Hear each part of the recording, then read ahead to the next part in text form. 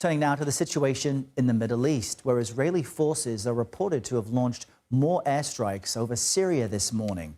According to the UK-based war monitor, the Syrian Observatory, the strikes targeted missile warehouses and other former Syrian army sites along the country's coastline. Israel has not commented yet on those strikes. The IDF has previously confirmed carrying out strikes over Syria to prevent weapons from the Assad regime falling into the hands of what it describes as terrorists. CBS News foreign correspondent Imtiaz Tyab brings us more from Syria. Well, Israel has been targeting Syrian military infrastructure relentlessly since the ouster of Bashar al-Assad. We're at an airbase here in Damascus. We were given permission to enter here by Hayat Tahrir al-Sham, who are effectively now in control of much of Syria. And as you can see here, the damage is breathtaking. These are, of course, military vehicles. We can see some aircraft over there as well. And that's the sound of live fire. That is potentially celebratory gunfire. We don't really know at this stage in this new Syria as to just what exactly is happening. But what we do know for sure is that Israel has been determined to destroy what it sees as a threat. And that threat to them is for any kind of military hardware to fall into the hands of any group that they see as a threat to themselves. Now, in the background of all of this, Israel has moved its forces deeper into Syrian territory than we've seen in over 50 years. This also comes at a time when the Israeli government has announced that it will be expanding settlements in the Golan Heights, which is an area of Syria that Israel has occupied since 1967.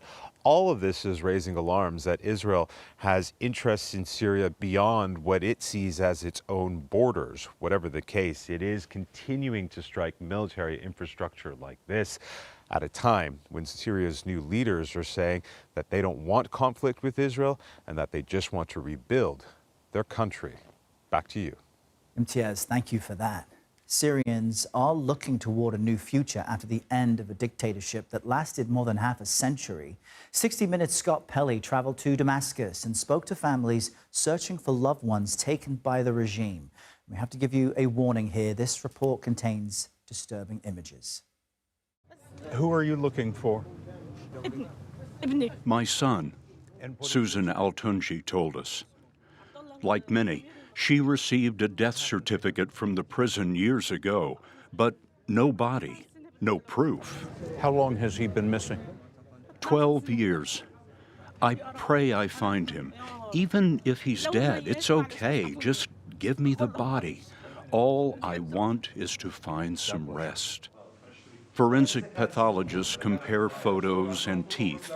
This doctor asks a relative, "Do you have a picture of him smiling?" In this way, they have identified 18 so far. Dr. Nasser told us, "We empathize and we do our best to help, but the pressure from the families is overwhelming." We saw that when we met the rage of people who have never known justice. Taghreed al-Badawi's son disappeared 12 years ago. Assad is a war criminal. Someone like him should die like a dog.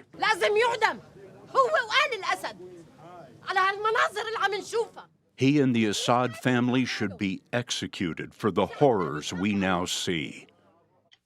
And you can see Scott Pelley's full 60 Minutes report streaming right now on Paramount+.